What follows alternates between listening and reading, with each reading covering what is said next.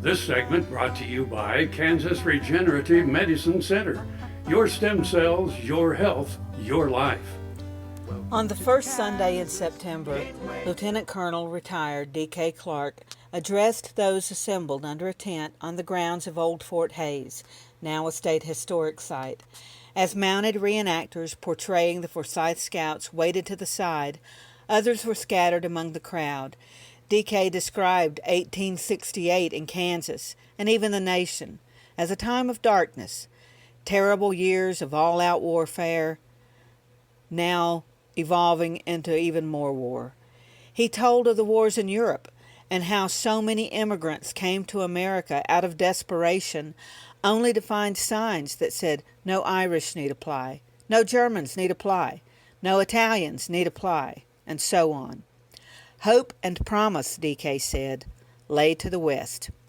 He told of the people hoping to settle the western reaches of Kansas, wishing to have families, build farms, ranches, and businesses. To those people, the candle in the darkness was Major George Forsyth and his scouts. He compared them to Leonidas and the 300 soldiers who faced overwhelming odds centuries ago for the greater goal of defending their country. D.K. spoke from the heart of a soldier, honoring his fellow soldiers.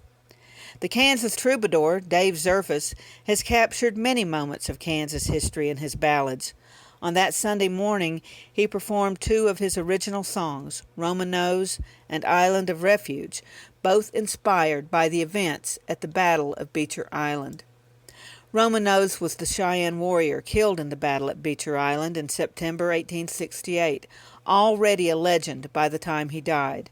The lyrics include the words, "No one knows if we'll see your likes again." His other song, Island of Refuge, is told from the point of view of the Army Scouts, pinned down on that island in the Arickaree. One line of the song expressed poignantly the plight of the men. "My God, why have you deserted us to the howling Cheyenne?" As Zerf commented, for the dreams of the settlers to be realized, the dreams of the Plains tribes were crushed. Living historian Marla Matkin read the short bios of each scout and recognized the descendants present. The day before, the second enlistment of the Scouts was reenacted by the historic blockhouse on post. General Phil Sheridan was portrayed by Wayne Mentling of Nebraska. The controversial Little Phil, as Sheridan was called, authorized the formation of the Forsyth Scouts.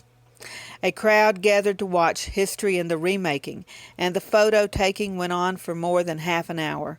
Site director Tammy Younger, Friends President Tatum Sprague, and Treasurer Jay Burns, along with volunteers, have been preparing for weeks for what was a beautiful and meaningful weekend for all who attended. This was the second weekend of the commemoration of the Forsyth Scouts and the Battle of Beecher Island. Last weekend, in festivities at the Fort Wallace Museum, members of the Roman Nose family were on hand as a lifelike sculpture of the Cheyenne warrior was unveiled.